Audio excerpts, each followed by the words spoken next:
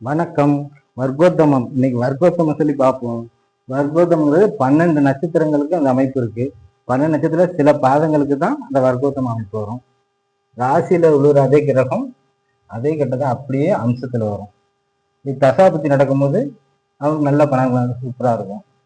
சரி, அது எந்தெந்த நட்சத்திரங்கள் எந்த பாதம் சொல்லி உள்ள பார்த்தோம். அஸ்வினி 1ஆம் பாதம். அஸ்வினி நட்சத்திரம் 4 பாதம் இருக்குங்க. அதில் அந்த 1ஆம் பாதத்துக்கு தான் அமைப்பு இருக்கு.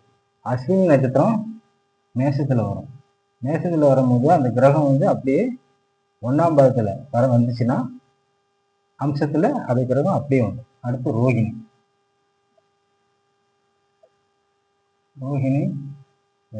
ரோகிணி 2ஆம் பாதம். இதுவும் அப்படிதான் ரிஷபத்துல வரும். ரிஷபத்துல அந்த கிரகம் எந்த கிரகமா இருந்தாலும் பரவாயில்ல, அப்படியே அம்சத்துல அதே மாதிரி வந்துடும்.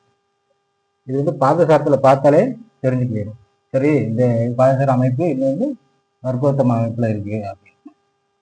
அடுத்து புனர்பூசம்.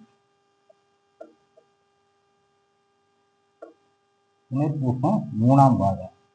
புனர்பூசத்துல 4 பாதம் இருக்கு. அதுல அந்த 3ஆம் பாதத்துக்கு மட்டும்தான் அந்த அமைப்பு. புனர்பூசம் 3 அப்படிங்கிறது மிதுனத்துல வரும். ஒரு கிரகம் எந்த கிரகமான இப்ப ராகு இருக்குன்னு வச்சுக்கோங்க. புனர்பூசம் 3ல மிதுனத்துல இருந்துச்சுன்னா அம்சத்திலையும் அதே ராகு மிதுனத்துல தான் இருக்கும். புனர்பூசம் 3ஆம் பாதம் வர்க்கோத்தமம். அடுத்து புனர்பூசம் 4ஆம் பாதத்துக்கு அந்த அமைப்பு. புனர்பூசம் 4ஆம் பாதம். அடுத்து பூரம் சிம்மத்துல வருங்க. பூரம் 1ஆம் பாதம். இந்த பாதத்துல இந்த நட்சத்திரம் இந்த 1ஆம் பாதத்துல இருந்துச்சுன்னா அது வர்க்கோத்தமம். அடுத்து சித்திரை. சித்திரை 2. அடுத்து சித்திரை 3. சித்திரை 3 துலாத்துல வரும். சித்திரை 2 கன்னி. அடுத்து அனுஷம். அனுஷம் 4ஆம் பாதம். அனுஷம் 4ஆம் பாதம் இந்த வர்க்கோத்தம அமைப்பு உண்டு. அடுத்து உத்திராடம். உத்திராடம் 1ஆம் பாதம். உத்திராடம் 2ஆம் பாதம்.